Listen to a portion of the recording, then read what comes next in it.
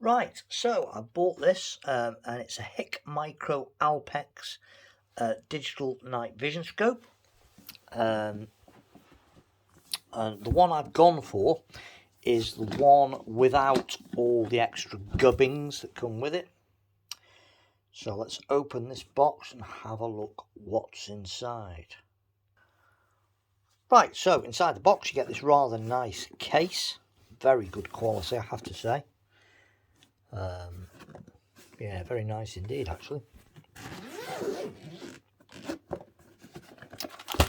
Now, they do sell this night vision scope with, one of them comes with lots of additional extras like the IR illuminator, a mount for the IR illuminator, and a little battery charger pack for the batteries for the illuminator.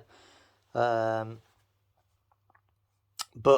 to be honest, I've already got an IR illuminator and I've already got a Hikmicro mount for the illuminator that I bought for another rifle scope. So I didn't need all that, so I just bought the one that comes with just the scope.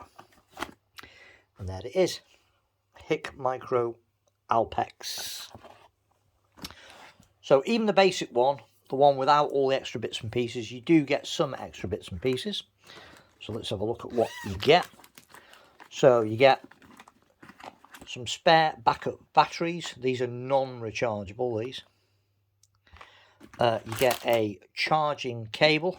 I've already unwrapped this out of the bag, but you get a charging cable for it. Guarantee, instructions, lens cloth, and a little padded case that goes over the top of the scope.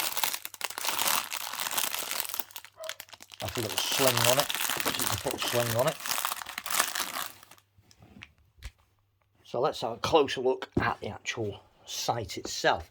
So this is one of the more modern night vision sights, and there seems to be a tendency now that they've switched away from the more boxy affairs like the Wraiths, the Pards and those type of things, the earlier ones, and they're now going more towards this type of scope that looks more like a normal rifle sight. So at a distance, for all intents and purposes, you would take this probably for a chunky normal 30mm tubed rifle sight with an AO objective, and it does bear a lot of similarities. It's 30mm tube. The front, rather than being AO, is actually where you focus the sight, and the turrets are of not at all like the turrets on a telescopic sight. So on one of them is the charging port, which is that one. So you unscrew that. It's held on with a little bit of string so you can't lose it, and it's got like a normal phone charger port to charge it. The cable is in with the packet like I just showed you. The other one, this one, is the zoom, and also enables you to access the various menus of the site.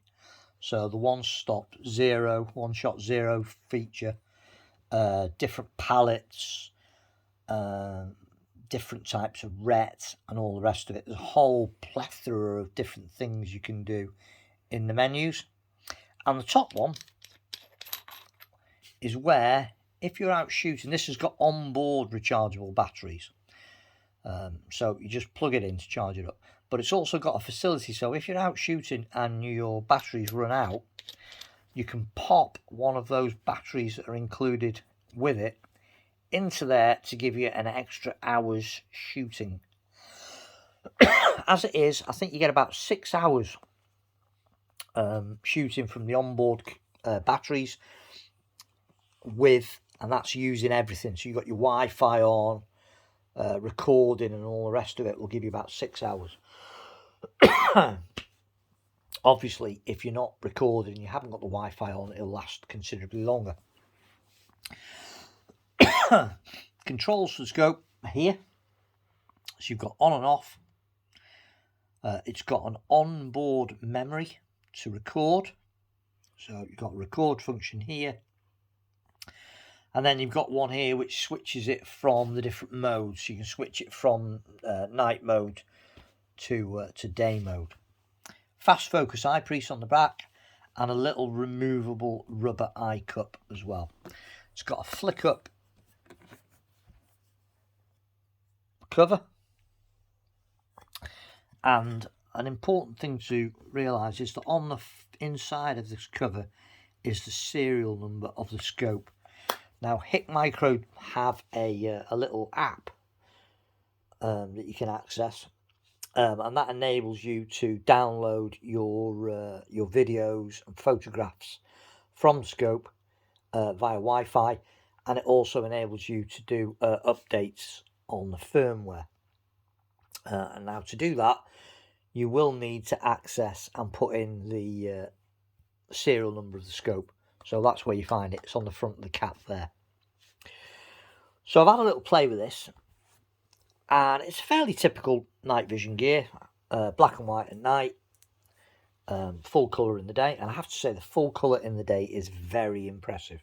Colours very realistic, exceptionally clear, very, very good. But the thing that sets this particular scope apart from a great many others is its dusk, full colour dusk operation.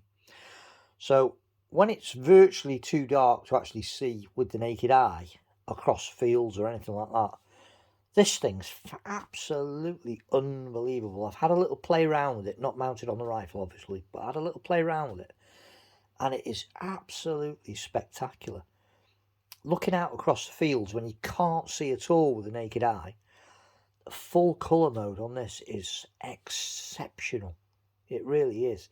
It's got to be really, really dark before it flicks over into the IR illuminated normal mode.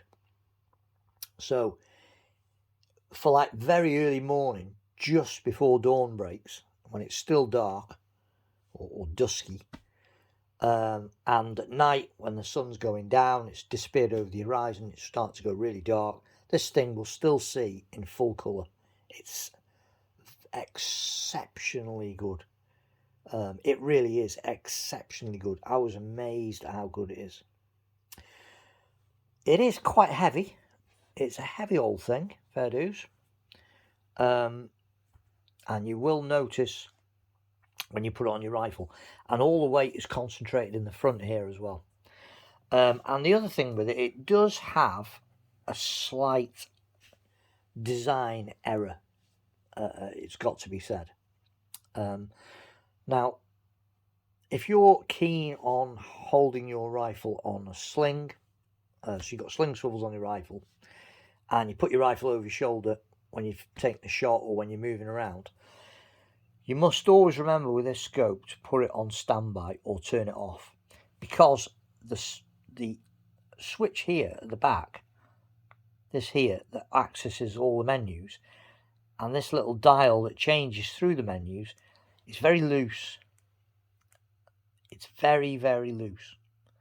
So what happens is if you're using a sling, this will bang against your coat, access the menu, and then as you're flicking through, it flicks through all the menus, and if it bangs again, it'll save all sorts of things.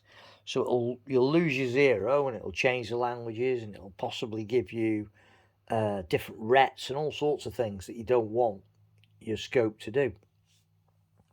So you must remember with this scope that if you're keen on using a sling, when you throw it over your shoulder, make sure before you do that you put it on standby or turn it off. Otherwise, there's a great chance that you will access the menus by pressing that and moving it around slightly, and then pressing it again and storing and losing all your information. So it's important, if you're keen on using that, to put it in standby or turn it off.